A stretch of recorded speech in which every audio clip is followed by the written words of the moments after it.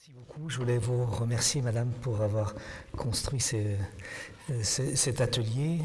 Alors, pour être un tout petit peu provocant, je voudrais dire que la France, pour fêter le 50e anniversaire des Écosses l'année prochaine, a enfin décidé d'utiliser cette méthode pour évaluer la performance étudiante et avoir une idée générale sur la compétence des étudiants. À la fin du deuxième cycle, le produit fini est un étudiant qui doit être capable d'assurer un certain nombre de fonctions ou de tâches lorsqu'il sera le premier jour dans sa phase socle, quelle que soit la discipline et la spécialité qu'il aura choisie. En réalité, c'est ça notre objectif et c'est ce qui a conduit l'ensemble de la réforme telle dont nous parlons, et je ne vais parler que l'élément principal qui est l'élément d'évaluation de compétences. J'ai des liens d'intérêt et des remerciements. Je suis doyen encore pour quelques semaines. J'ai été chargé de mission au ministère pour la rédaction de cette évolution importante de la formation des étudiants. J'ai présidé pendant 6 ans et je reste membre pendant encore quelques années du conseil scientifique. Ce conseil obscur qui écrit les questions, les stations d'Écosse comme les questions d'examen. Je voudrais remercier Isabelle Richard et Christine Amirati qui ont été des conseillères magnifiques et courageuses, ainsi que leur ministre, Madame Vidal, pour avoir tenu face à l'adversité, et les vents ont été contraires et pendant longtemps, et ils soufflent encore un peu. Et Monsieur Collet, qui à la fois quand il était conseiller et au Conseil d'État, a toujours été à la fois pour nous tous un soutien sans faille et une compréhension naturelle des enjeux de formation. Et il est assez peu fréquent que j'ai l'occasion de les remercier ainsi. Alors, vous savez que le processus d'évaluation de performance des étudiants, la littérature est pleine d'admirables expériences, et je vais finir par expliquer celle de la France, mais si l'on veut finalement préparer nos étudiants et faire un pas à pas pédagogique sur l'ensemble du second cycle, avec une préparation un peu différente. Il est clair que ce deuxième cycle a impacté l'organisation du premier, ou les 2 dernières années du premier cycle. Et c'est assez logique ainsi, puisque étant coincé entre premier et troisième, ce deuxième cycle a un peu de mal à vivre. Avant d'aborder les éléments facultaires, je voudrais dire combien ce processus a gêné un grand nombre d'universitaires, car je pense que l'exercice pédagogique du second cycle est probablement l'exercice le plus difficile que l'on a à exercer et à réfléchir quand on est enseignant. Ça consiste à dire qu'est-ce que je n'attends pas d'un étudiant et que nous sommes susceptibles d'attendre lorsqu'il poursuivra sa formation dans le cycle ultérieur. Et cette phrase négative est vécue de façon très péjorative par beaucoup d'enseignants, pensant qu'ils ne servent pas leur spécialité comme elle devrait l'être. Alors je m'adresse essentiellement à un auditoire de médecine générale pour lequel je suis assez fier de l'avoir finalement réintégré de manière importante dans le second cycle, et je trouve que cette appréhension dans le second cycle n'est pas encore suffisante. J'ai fait rentrer les premiers conseillers et experts au conseil scientifique de médecine générale, et ils nous font un bien fou au conseil par la manière dont ils regardent les différentes thématiques, les situations professionnelles de départ qui sont le fondement de la consultation.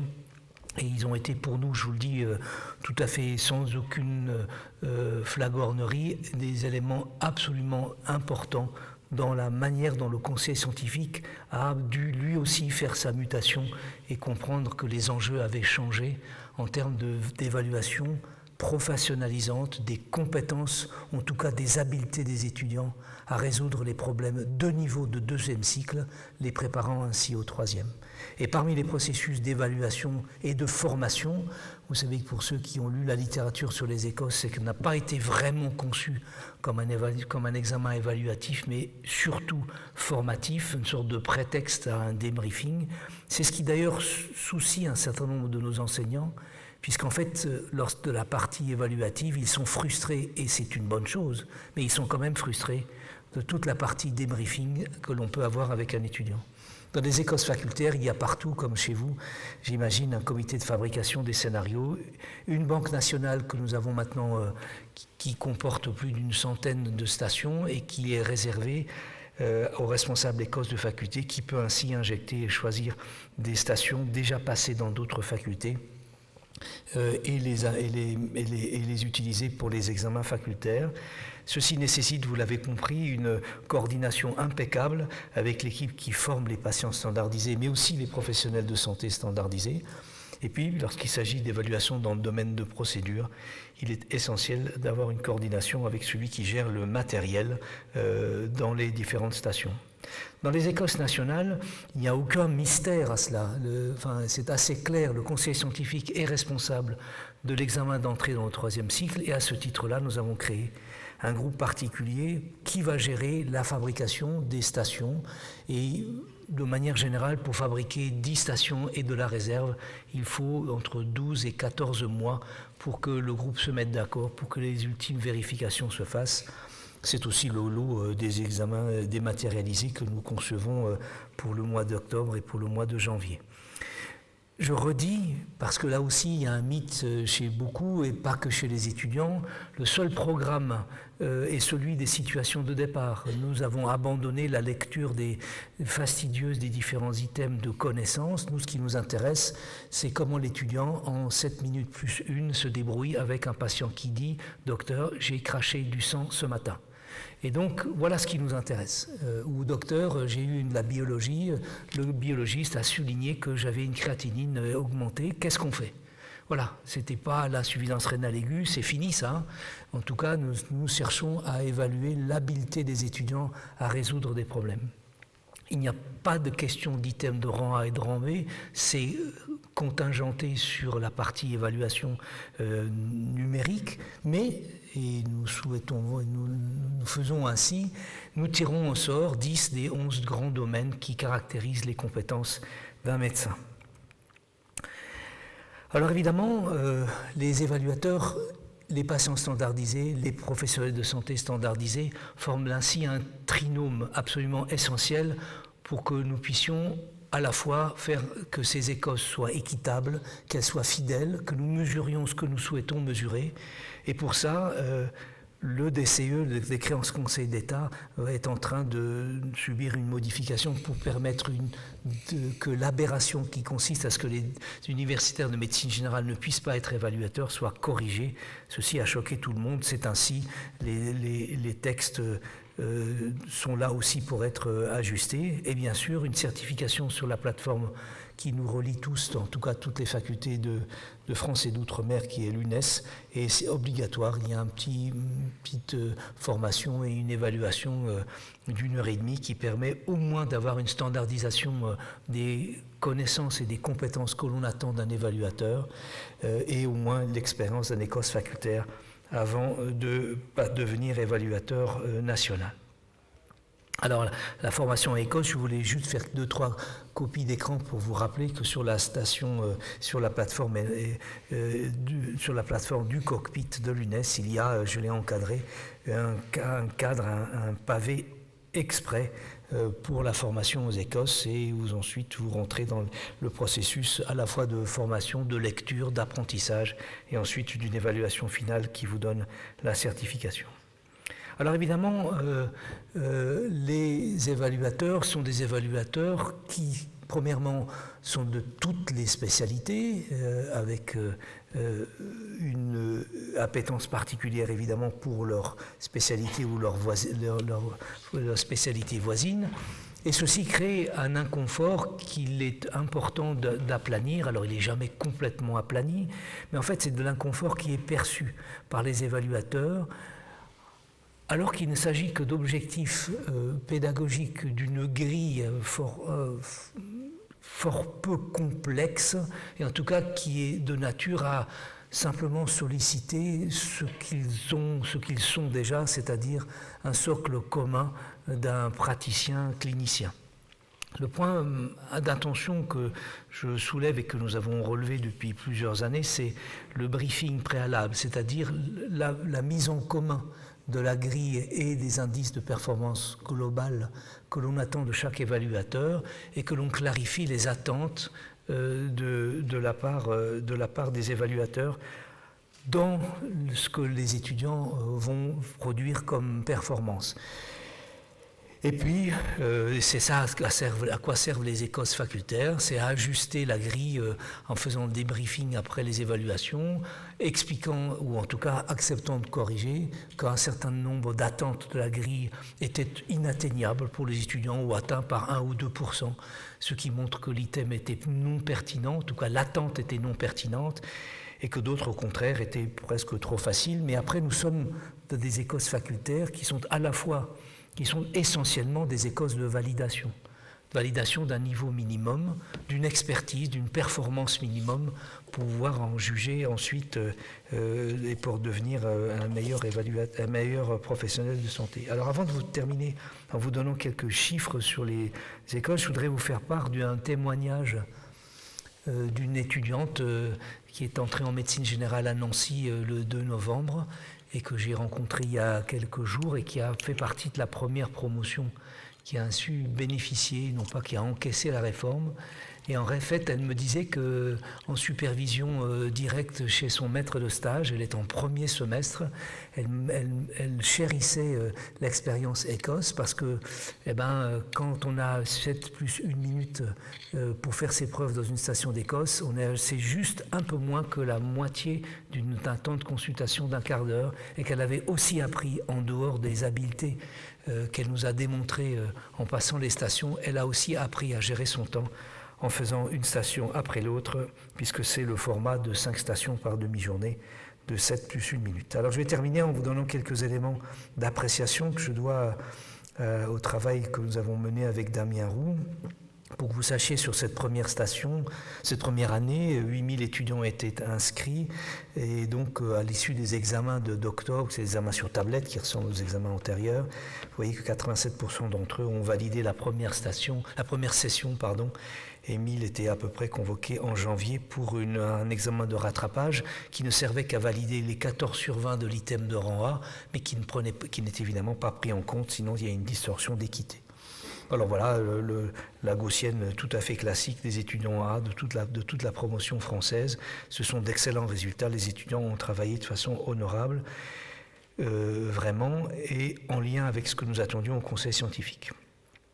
Sur les notes de rang de janvier, vous voyez que là encore on a une gaussienne, puis un éparpillement, puis un peu plus d'étudiants tout à gauche de la courbe qui sont à l'évidence des stratégies de renoncement ou de redoublement de l'année, voyant que la marche était trop importante. Eh bien, si la marche est considérée comme trop importante, peu importe à chaque étudiant sa courbe d'apprentissage, et s'il faut un peu plus de temps pour atteindre le niveau minimum pour entrer dans le 3e cycle, eh bien c'est ainsi que les choses doivent se faire. Nous sommes attentifs à leurs compétences en entrée dans le 3e cycle et pas obnubilés par les années qu'il leur faut pour y arriver. Alors voilà une autre manière de montrer les choses, et vous voyez que si vous avez ici sur l'horizontale les notes de session 2 et les notes de session 1, vous voyez que, ils avaient tous en dessous de 14 dans la session 1, c'est pour ça qu'ils étaient en session 2, et vous voyez que la très grande majorité d'entre eux ont atteint et ont dépassé le 14 sur 20, ceux-là ils ont fait un gros effort, ceux-là ils n'y sont pas tout à fait parvenus, ils étaient entre 10 et 12 en octobre, ils sont restés entre 10 et 12 en janvier, alors c'est peut-être pas les mêmes, et puis là clairement vous avez des stratégies de renoncement que vous voyez très bien, puisqu'ils avaient entre 10 et 12, 10 et 12 en octobre, et puis ils ont entre 2, 4 et 6 en janvier. Le sabordage est clairement montré sur ce graphique. Donc finalement, sur les 1000 convoqués en janvier, 35 absents, 986 ont composé, et vous voyez que 75% ont eu 14 sur 20 à la 2e session de rattrapage, ce qui est fait que finalement ont été convoqués aux Écosses et donc ont poursuivi logiquement leur 6e année, 96,6% de la promotion. On ne peut pas dire que c'est un examen qui hache les promotions. Et puis 241 n'ont pas validé, eh bien nous les avons revus, ils sont repassés aux EDN du mois d'octobre, il y a quelques semaines, ce qui correspond à 3% environ d'une promotion qui était censée être une promotion qui finalement s'était vécue comme une génération sacrifiée. Je voudrais bien voir que 3,4% et correspond à la réalité d'une génération sacrifiée. Alors, ça s'est passé au mois de mai, les Écosses, il y avait à peu près 7800 étudiants convoqués, beaucoup moins d'Européens. Et il est clair que l'examen en français a probablement découragé tous les étudiants, en particulier italiens, qui passaient les ECN autrefois en sorte de plan B de leur propre filière d'évolution vers le troisième cycle en Italie, et qu'en réalité cet obstacle de la langue a découragé probablement beaucoup d'étudiants européens non francophones ou peu francophones. 10 stations, bien sûr, je vous les rappelle. Je vous rappelle que ce qui est important, ce n'est pas tant le prétexte de la sténose du pylore, mais en réalité le balayage des différents domaines, diagnostic, prise en charge, anamnèse, procédure, examen clinique, communication interprofessionnelle, synthèse des examens paracliniques, éducation, iconographie et urgence ont été les 10 domaines qui ont été à chaque fois présentés aux étudiants sous la forme de 2 fois 5 stations, dont vous voyez le prétexte, pneumothorax, purpura, etc., qui ont été finalement les éléments d'évaluation de la compétence. Voilà, sur les 7885 convoqués, 7817 ont eu plus que 10 encore pour une génération sacrifiée. Je trouve qu'ils ont été plutôt bons et que 62 seulement n'ont pas réussi à passer les Écosses, ce qui est un résultat absolument remarquable. Donc ce qui veut dire que 99,1% des convoqués accèdent à l'appariement, c'est-à-dire au troisième cycle. Alors peut-être pas forcément avec les notes qu'ils souhaitaient, mais en tout cas, ils n'ont pas été empêchés d'entrer dans le troisième cycle. Voilà la corrélation rond rouge les EDN d'octobre et en blanc les Écosses. Vous voyez que même la gaussienne sans pondération donne des évaluations meilleures aux Écosses qu'aux EDN. Alors là encore, si on croise à la fois la note non pondérée des Écosses et les items de rang A dans le premier groupe, eh bien, vous voyez qu'il y a une corrélation qui est tout à fait claire, et on voit que les bons étudiants sont bons à peu près partout, ceci ne vous étonnera pas. Ce qui fait que, nous arrivons à un point qui a fait grincer beaucoup de dents lors de l'expression. Je vous rappelle que le poids des notes est de 60% pour les EDN, très lourd, trop lourd à mon gré, mais voilà, ça évoluera, j'espère. 30% pour les Écosses et 10% pour les points de parcours. Et puis voilà la dispersion des gains et des pertes de place occasionnées par les notes obtenues par les étudiants aux Écosses. Et évidemment, nous n'avons reçu de lettres d'amour que d'étudiants qui avaient perdu des places, et parfois de façon conséquente. Aucune lettre nous annonçant, il y en a un chez nous à Nancy qui a gagné 1700 places, qui grâce aux Écosses a pu accéder à une spécialité dont il ne rêvait pas en octobre.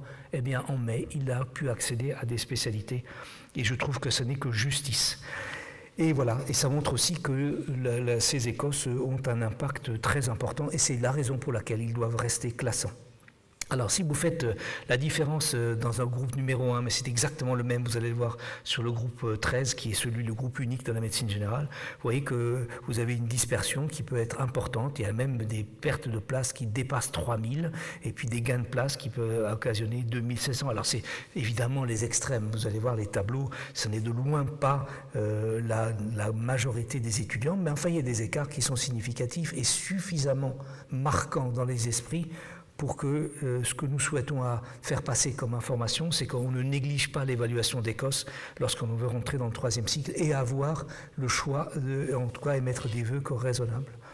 Alors la corrélation entre le premier et le 13e groupe, vous voyez que finalement les résultats sont très peu discordants. Je vous rappelle que lorsque vous voulez accéder à une spécialité, vos notes dans la spécialité sont multipliées par 2, de façon à vous donner un avantage compétitif et faire en sorte que votre vœu soit exaucé plus facilement par rapport aux mêmes notes qui ne seraient pas multipliées par 2 dans d'autres disciplines. Vous voyez que pour les EDN, finalement c'est très très corrélé.